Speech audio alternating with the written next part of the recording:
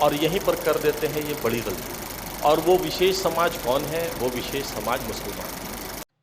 आज मैं जिस खबर को लेकर आपके बीच में मौजूद हुआ हूँ वो कजरू कला के एक कस्बे मुरुमातू को लेकर है। आप लोगों ने न्यूज़ के माध्यम से अभी देखा होगा कि मुरुमातू के अंदर एक विशेष समाज करके एक नाम दिया जा रहा है कि विशेष समाज ने मूसहर जाति के कुछ लोगों से को ज़मीन पर से हटा करके उनको गांव से निकाल बाहर कर दिया। और मीडिया में लगातार ये खबरें जो है वो आ रही हैं, काफ़ी राजनीति भी हो रही है, सियासत भी गर्म है, जांच का भी मुद्दा बना हुआ है। आखिर पूरा मामला क्या है? इस मामले को लेकर आज मैं आपके बीच में मौजूद हूँ। कजरू कला जो पंचायत है उसके अंदर एक छोटा सा कस्बा है मुरुमातू। मुरुमातू में एक ज़मीन है 25 डिसमिल की। 2 साल पहले मुरुमातू में कुछ मूसहर समाज के कुछ लोग आते हैं और वहाँ पर अपना खूंटा खंभा गाड़ करके वहाँ रहना प्रारंभ कर देते हैं। लोगों द्वारा लिखित तो नहीं लेकिन मौखिक इसकी शिकायत जो है वो थाने में की जाती है कि कुछ लोग हैं जो अवैध रूप से ज़मीन पर रह रहे हैं। हालांकि ज़मीन की तमाम कागजात जो है हमारे पास है, लेकिन वहाँ के लोगों को ये पसंद नहीं आता है कि बाहर के गरीब लोग हैं तो उनको इस तरह से हटाया जाना उन लोगों को अच्छा नहीं लगा। और उस समाज के बीच ही के कुछ लोग आपस में बात करके ये कहते हैं कि कुछ दिनों इन लोगों को रखा जाए, रहने दिया जाए, और यहीं पर कर देते हैं ये बड़ी गलती। आज लगभग 2 साल होने जा रहा है, वो लोग वहाँ रहना प्रारंभ कर चुके थे। अब उनको हटाए जाने की घटना सामने आई है।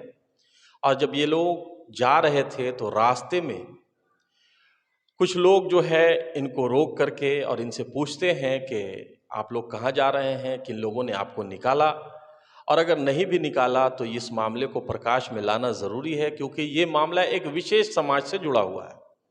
और वो विशेष समाज कौन है? वो विशेष समाज मुसलमान है।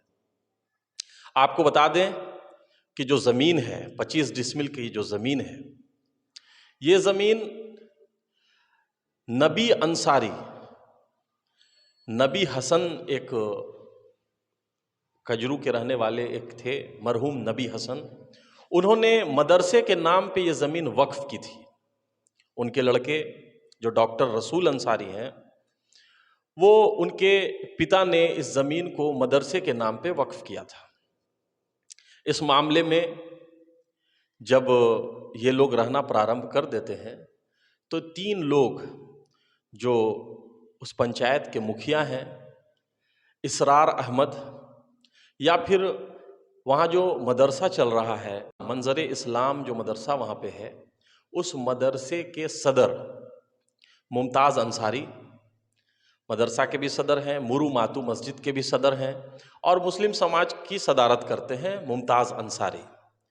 मुमताज़ अंसारी और उस ज़मीन को वक्फ़ करने वाले डॉक्टर रसूल अंसारी और वहाँ के मुखिया इसरार अहमद, ये 3 लोग उसकी अगुवाई करते हैं और उन लोगों से मिलते हैं जो मूसहर समाज के लोग वहाँ पे रह रहे थे। उन लोगों से मिलते हैं, उनसे बात करते हैं कि ये ज़मीन मदरसे की है और ये ज़मीन हम लोगों की है, तो इस ज़मीन पर जो आप अवैध कब्ज़ा किए हुए हैं इसको खाली कर दें। खाली करने के नाम पर जब इनसे कहा जाता है तो ये लोग कहते हैं कि हम लोग खाली करके इस ज़मीन को कहाँ जाएंगे। इस पर ये तीनों लोग कहते हैं कि अगर आप लोगों को कोई परेशानी है, दिक्कत है, कुछ पैसों की कमी है तो मैं आप लोगों की पूरी कर देता हूँ, लेकिन इस ज़मीन को छोड़ दीजिए ताकि हम लोगों पर इस पर निर्माण कार्य कर सके, इस पर मदरसा बना सके।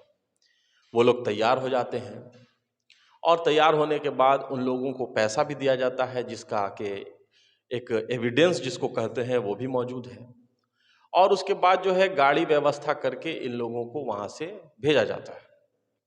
आगे जाने के बाद किसी पार्टी विशेष के लोग जो अपनी राजनीति चमकाना चाहते हैं वो लोग उनको ओवरटेक करते हैं, पकड़ लेते हैं और कहते हैं कि आप लोगों को वहाँ से निकाल दिया गया है, आप लोग को हम जैसा जैसा कहेंगे वैसा वैसा आप लोग बोलिए ताकि इस पर हम राजनीति कर सकें।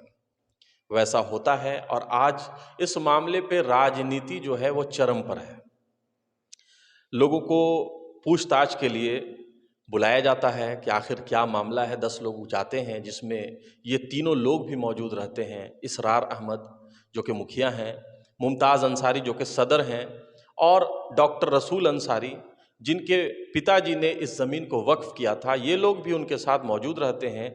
लेकिन थाना में जाने के बाद इन लोगों को अरेस्ट कर लिया जाता है। अरेस्ट करने के बाद इन लोगों को जेल भेजने की प्रक्रिया को शुरू कर दिया जाता है।